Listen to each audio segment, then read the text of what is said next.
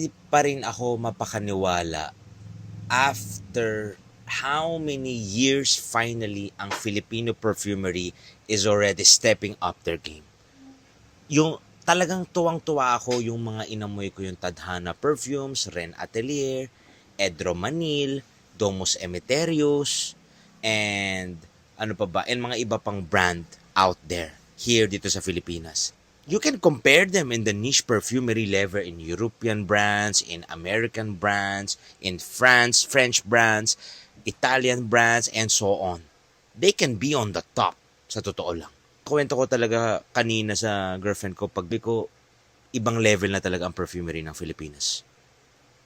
It's really making me parang tumataas yung kaluluwa ko, yung confidence ko, tumataas yung motivation ko na there is a hope in Filipino perfumery. Dati kasi parang walang masyado eh. Wala akong masyadong parang pag-asa sa Filipino perfumery.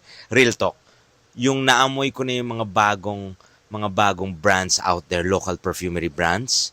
Sabi ko, I will make this brand should be proud of. This brands should be step up their game, go in the other countries.